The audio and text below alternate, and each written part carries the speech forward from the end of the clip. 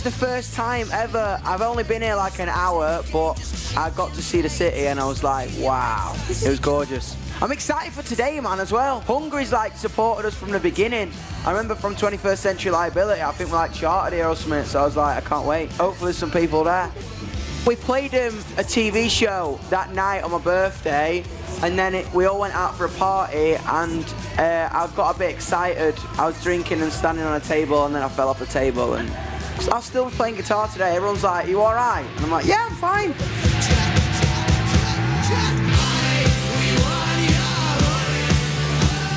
It's the first song that's not been about me and my own experiences. It is partly, but it's about the people I've met and the things I hear. You know what I mean? I think every day, like, you wake up in a world that tries to put you in a lane. It kind of tells you what to think, how to dress, how to look, how to think. The one common denominator in the people I meet, especially young people, is the constant optimism and fire and sense of equality that we want to achieve in the world and in the future, you know, and that's what this song is about. This song is for us sinners, the people that look at us like that, for wanting to kind of blur the lines of all division. You know what I mean? This song is about the future being bright because we're in it.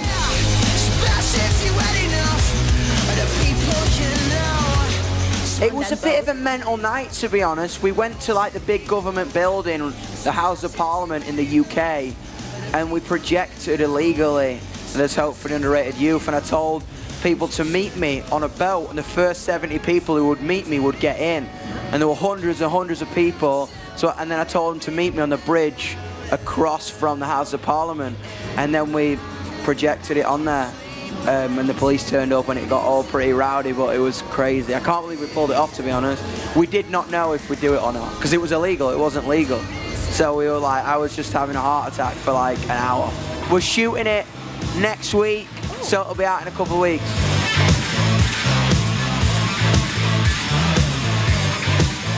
I've got a comic book, yeah. It's called The Twisted Tales of the Ritalin Club, and it's kind of a metaphor on life. It talks about a high school that forces the students to be in masks and take medication to numb their personalities, so they can't have an influence on the outside world. But there's a club called the Ritalin Club that's led by Yungbluddal, and it's for the people who managed to worm their way out of the masks and the medication didn't work on them. And it tells the story of a young girl called M who comes to the school and the medication doesn't work on her, and she's the first student in 5 years. I loved all the Marvel stuff, and I loved a lot of DC Comics stuff. I loved like Harley Quinn and the Batman stuff. I was obsessed with that as a kid. I think there's literally a picture of me in a Batman costume. My mum's over there somewhere. It's like Batman or Spider-Man, wasn't it? Superman, everyone. I love like being a character.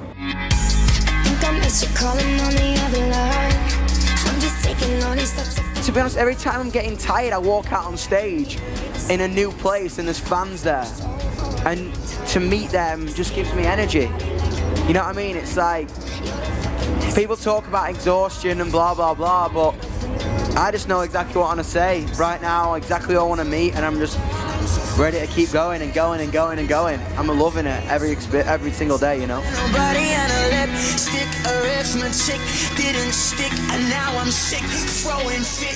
Mad energy. I'm a bit nervous. I hope people turn up. But judging, like there were about 100 kids at soundcheck, so that was crazy. But I just think like, I can't wait. It's the first time I played these songs here. It's the first time I played to a Hungarian audience. Can't wait to see what happens, man. I'm excited!